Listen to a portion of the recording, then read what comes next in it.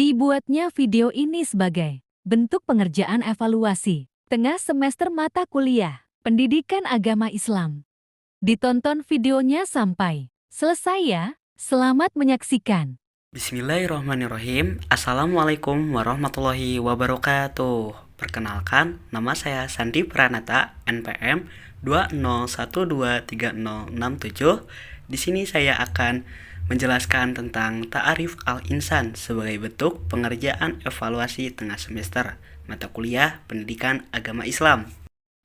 Yang pertama, tarif al-insan dalam pandangan Islam. Dalam pandangan Islam, manusia adalah makhluk ciptaan Allah Subhanahu wa taala yang paling sempurna, bertujuan untuk senantiasa beribadah kepada Allah Subhanahu wa taala. Dapat disimpulkan, dalam pandangan Islam, tujuannya diciptakannya manusia yaitu senantiasa beribadah kepada Allah Subhanahu wa taala dengan cara kita selalu melaksanakan perintahnya dan menjauhi larangannya. Seperti perintahnya yaitu melaksanakan ibadah sholat, ibadah puasa, ibadah sedekah, dan masih banyak ibadah lainnya. Dan menjauhi larangannya seperti bermaksiat dengan cara kita lalai pada kewajiban yang udah Allah tetapkan teruntuk umatnya. Penciptaan manusia, Islam menjelaskan bahwa manusia diciptakan berasal dari tanah, nutfah, alaqah, dan mudghah, lalu sempurna. Nutfah di sini dijelaskan merupakan cairan sperma.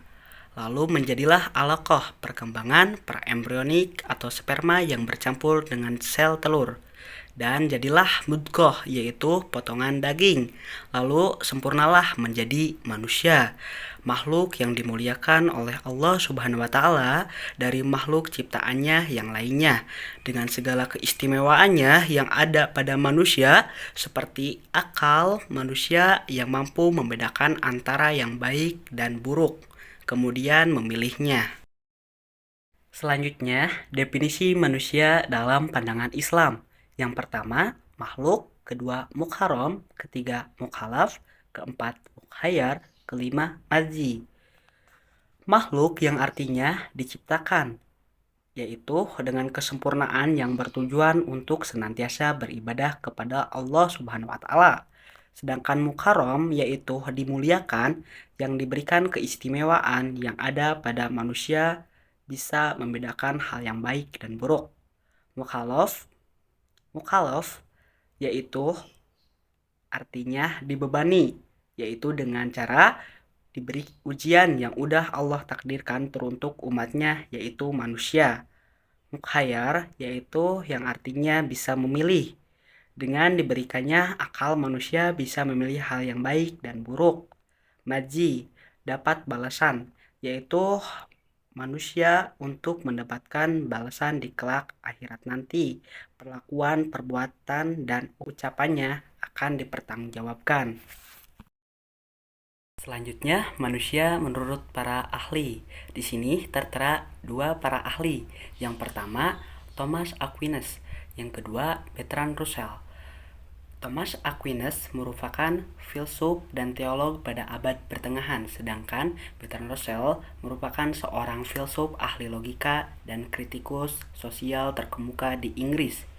Nah, menurut Thomas Aquinas, manusia adalah suatu substansi yang komplit terdiri dari badan dan jiwa. Nah, maksud dari Thomas Aquinas mungkin substansi yang komplit ini mengacu kepada pandangan manusia adalah entitas yang kompleks terdiri dari aspek fisik seperti badan dan non-fisik seperti jiwa. Sedangkan menurut Bertrand Russell merupakan manusia adalah maujud yang diciptakan dalam keadaan bersifat mencari keuntungannya sendiri.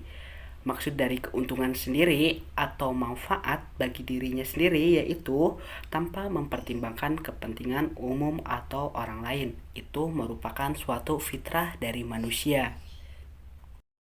Nah, untuk selanjutnya yaitu tugas manusia. Di sini tertera dua tugas. Yang pertama, ibadah mahdoh dan yang kedua ibadah ghairah mahdoh. Ibadah mahdoh yaitu menjaga hubungan manusia dengan Sang Maha Pencipta, yaitu Allah Subhanahu wa Ta'ala. Hal ini melibatkan ketaatan terhadap perintah Allah Subhanahu wa Ta'ala dengan cara kita menjalankan ibadahnya, seperti sholat, puasa, dan menjalankan perintah agama Islam lainnya. Dalam konteks sehari-hari, kita juga bisa berdoa, bertafakur, dan tawakal untuk mencapai dan mendapatkan keberkahan dalam dunia akhirat. Nah, untuk kedua yaitu ibadah ghairah mahdoh. Ibadah ghairah mahdoh ini merupakan usaha sadar yang harus dilakukan oleh manusia sebagai makhluk sosial, yaitu menjaga hubungan baik dengan sesama manusia. Hal ini yaitu sebagai suatu hal yang penting. Hal ini mencakup saling menghormati, tolong-menolong, dan saling peduli. Hubungan baik antar sesama dalam agama Islam merupakan suatu ibadah dan merupakan suatu akhlak Islami. Bagian terakhir mengenai penjelasan tentang tarif al-insan yaitu kesimpulan. Pemahaman manusia dalam Islam menekankan bahwa manusia adalah makhluk ciptaan Allah yang memiliki keistimewaan dan tanggung jawab.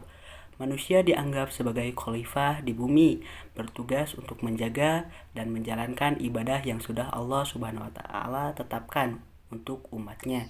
Islam menekankan pentingnya akhlak mulia, tolong-menolong sesama, dan memperjuangkan keadilan. Demikian yang dapat saya sampaikan mengenai tarif al-insan atau pengenalan manusia. Mohon maaf bila ada kesalahan atau salah kata.